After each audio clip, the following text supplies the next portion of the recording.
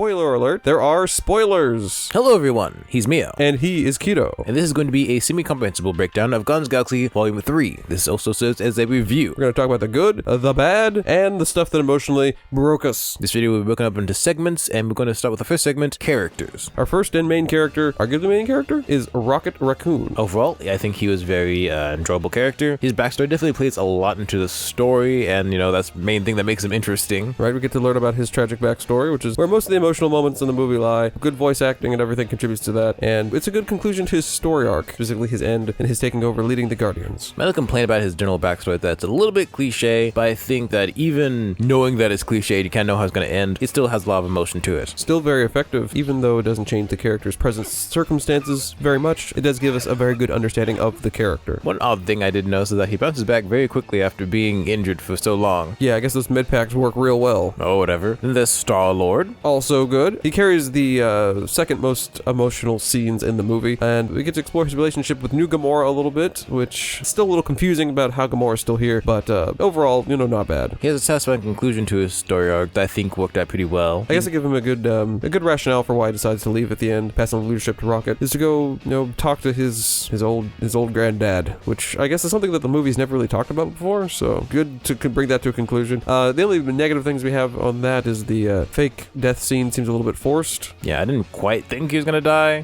In the movie, it's like first they have to go back and go help some kids get onto nowhere, and they have to go back again to get some animals to go back on nowhere. Then Star-Lord's like, oh, I dropped my MP3 player, so then goes back, then gets it, but then he almost dies on the way back. Yeah, I didn't really think he was gonna die just because that would be kind of a ridiculous reason to, and it's like the wrong point in the story. But overall, it's forgivable. He did carry a lot of the humor in the movie, and I think Chris Pratt's comedic timing did work out pretty well in most instances, but we'll get to him later. High Evolutionary. A good villain. I think he's actually a perfect villain for the story he's in. He's one of the most deplorable and vile villains in the MCU so far. Kind of has a similar idea or an ideals like, I guess, Thanos or Kang or whatever, but done in a way that's so exaggerated that it works very well for the character. He has some good lines that were pretty well delivered. So I'm trying to think the ones that are most memorable. There is no God. That's where I stepped in. Is that one? I don't know. I have to go watch the movie again sometime. Yeah, he just has some good scenes in there. Very good act. Like Kang, and I don't know. His powers are just ambiguous. I guess he's got like gravity powers. Then randomly he causes like an explosion. I'm not really sure what his abilities are. And they always hype him up like, oh, he's like 1,000 times more powerful than you are. But then they all just team up and beat him pretty quickly and pretty easily. Adam Warlock.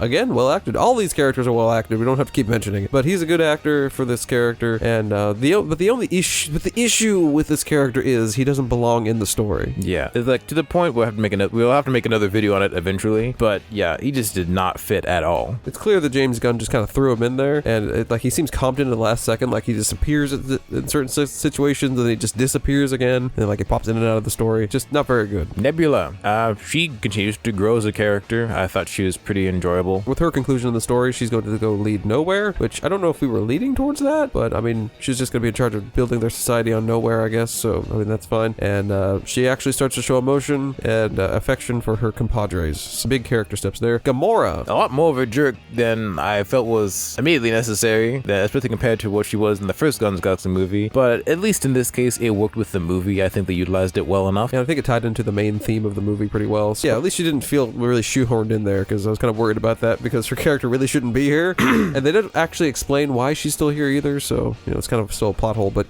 whatever. She was fine, I guess. Then we have Mantis. We don't really talk a whole lot about her relationship with Peter necessarily, but she is definitely concerned about him, so good to see that their relationship is still kind of talked about a little bit. It's not like they just brush the fact that she's his sister under the rug. Besides that, though, in terms of her story conclusion, it's a little bit hard to understand, because before then I was just following Ego, then I was just following the Guardians. I want to figure out what I want in the galaxy, I guess. And I get it, but I feel like basically in the movie the entire Guardians just disbands. I feel like this needed a random reason to have Mantis leave as well. My disappointment is immeasurable. Not a very satisfying one, but with Drax, his story conclusion, I would say, is quite a bit more meaningful. It makes sense. He's going to stay and become the father figure to all these kids from Nowhere, and it makes sense because his family and everything is a big important part to him. And they finally give him a goal for him to be moving towards, taking care of these kids, especially since he hasn't really had one since the end of Thanos and Ronan. Also, Drax Mantis also actually did more, like in terms of fighting. Like it's not seeing them do a little bit more than they usually do. Specifically Mantis. Yeah, they team teamed up and stuff and everything. One of the truly dynamic duos.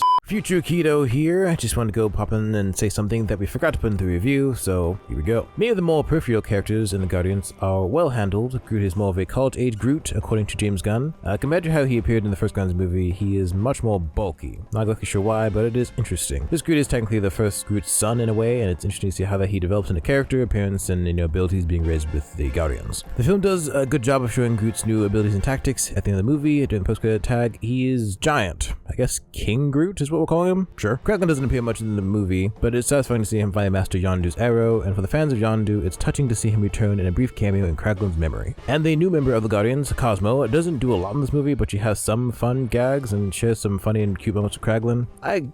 Could have done better with her, but I don't know. She exists. That's about it. But yeah, overall, characters were very good. Side characters are also pretty good, and character interactions, like seeing Star-Lord and Groot fight together. Pardon me, I lost my voice. Seeing Star-Lord and Groot fight together, that was pretty cool and very interesting. That I didn't really expect, and well, I guess unless because you look at the trailer, but it's pretty cool. But however, these characters are just caveat. These characters are still morally reprehensible criminals, or formal criminals, so they still like kill people and stuff. So not necessarily like idols to look up to, but they have improved their morality slightly. Story, the love fetch quests and indirect plot points in this movie. It shows. Yeah, a whole sequence feels like it could have been cut out, specifically when they go to get something doing with Rocket's file. When they go to get that, it ends up they can't even use it, so they have to go use that to get to somewhere else, so that you could have really just cut that out and have them go directly there. But it's clearly there to show more character stuff and have an action scene and stuff like that, but it feels kind of like filler. Yes, it's already a 2.5 hour movie. I don't think it was immediately necessary. Easily could have trimmed out like 30 minutes. In terms of Rocket's backstory combined with the main storyline, it definitely could have been blended together a lot better. It's a little bit jarring, and I know you'd heard a little bit about that already before going into it. Was it about as bad as you'd expected? No, actually. It was handled decently well, at least when I'm watching it. I was enthralled enough with the movie that I just kind of continued on. Then like, oh man, I don't feel any more emotion at all. I just kind of went with it. Not knowing anything and going into it, I definitely felt like the story flow was interrupted at times, but I kind of feel like some of the interruptions of like action sequences and humor and more lighthearted moments are kind of necessary, especially considering the audience this is meant for, which is Guardians of the Galaxy fans, I guess, and MCU fans who aren't used to like super like sad, heavy movies. You really need to have some stuff to lighten it up, which I can see people not liking, but I do see why they did it. Now, to be fair, the humor I feel like was kind of hit or miss. A lot of the jokes, like somehow the timing came out with the sadness is like, wait, is this a joke or is this not a joke? Like, are we laughing now or are we still crying? What's the deal? So now the humor really worked. That's kind of just a little nitpick. Overall, Rocket's story I think definitely carried the movie, and it was very emotional. Probably the most emotional scenes I've seen in a very long time. But a while. Again, not to compare apples to apples and get anybody upset, but it's definitely more effective than Black Panther Wakanda Forever. In my personal opinion. Now, before anyone takes the whole Black Panther comment out of context, yes, I am sad that Chadwick Boseman died, even if I didn't necessarily know him personally, but I think overall this movie captured the feeling of sadness better than the other movie did. Feels less commercialized somehow. For some reason. But enough of story, on to visuals. The visuals are overall pretty good. The most solid in years, one might say. VFX is pretty good. Like, usually we used to it being all disgusting, honestly, and they get away with it and still make money. But these actually were overall pretty consistent, kind of like phase 2. Phase 3, something like that. Style, like pretty consistent throughout the entire film. So a lot of the CGI, especially the CGI characters, look like they're CGI, but they don't look like bad CGI all the time. So that was pretty refreshing. Action sequences. Some of the better parts of the movie overall were the action sequences, specifically like the finale fight, which I pretty well enjoyed. All of them working together and everything. With sort of a single take, sort of your 3D camera moving around and everything. That was pretty cool. And I don't think any of the action sequences were duds per se. Some of them were a bit more basic Marvel explosion stuff. Yeah. But a lot of the more thought out action sequences, like Gamora versus the War Pig, Groot and Peter fighting all those guys or whatever, those are pretty cool. I like the utilization of blasters along with physical fights. It's like something that's a little new to the MCU, and I wish they would do that more often. And we got to see some pretty cool team ups, like I said, Groot and Peter. Then we had like Drax and Mantis, and yeah, overall very good. Now that we've talked about most of the positive stuff that I have to say, I mean, I'm sure there's some stuff that I probably missed, but we're gonna go quickly run over some quick plot holes that we noticed. There'll probably be more that people would notice as they continue watching it and stuff, but But for now, this is some quick stuff we would notice on the first watch. One in the beginning, it's a good thing that Rocket had that key on his person and that it wasn't broken when he was thrown through multiple walls. That would be pretty awkward later. Adam Warlock gets stabbed by Nebula. I feel like you can take more, I guess, brunt force maybe than stabbing force. It was kind of confusing, but it just seemed like after being stabbed, it just runs away, and that was a little odd. I mean, the needle didn't do anything to him. In the flashbacks, why do all of Rocket's friends have like mechanical attachments and stuff? I'm a little confused. Like, what exactly is High Evolutionary trying to do? He's clearly not going to use them for anything. In theory, maybe they're kind of like, you see the warrior animals later. Maybe they were like beta versions of that, and he was just experimenting, but they don't really clarify why they're all torn apart and mechanized. Just a little bit confusing for me personally. I'm sure there's some kind of reason, but it wasn't immediately mentioned to me. Maybe he's just sadistic. At some points in the movie, it feels like the characters are wasting time when Rocket is still dying. Somehow, Rocket survived, even though he was ripped from life support, and then he was dropped multiple times, and then he was thrown around the cabin of the ship when it was being bucked. Also, as I mentioned earlier, it's a good thing that he recovered so quickly after almost being dead. Yeah, he just bounced back immediately. I guess those med packs are really good. Why did High Evolutionary just send Adam to get Rocket as opposed to like Adam and some other people? I don't know. I guess I kind of can see why that worked out the way it did. Like, oh, prove yourself. Send your creation, Adam, to go get my thing, Rocket, and I won't destroy your species kind of idea. But it does just seem like if he's really that obsessed about getting Rocket, he'd take all of the precautions. I guess maybe he underestimates the Guardians or something. Maybe? During some of the final sequences, when they're not sure if they're all alive after the planet explodes,